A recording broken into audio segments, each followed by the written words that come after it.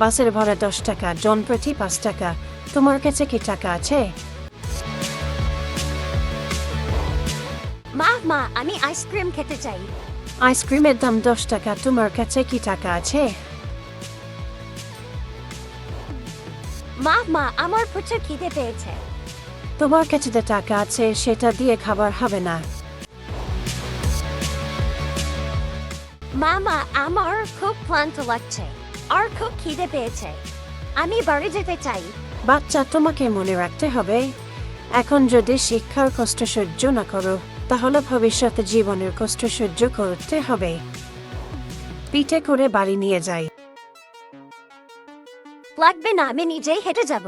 প্রতিটি সন্তানের পরিবারের আশা। আমাদের শুধু শিশুদের সুখ অনুভব করানো উচিত নয়, বরং তাদের কষ্ট ও ক্লান্ত সম্পর্কেও জানতে দেওয়া উচিত।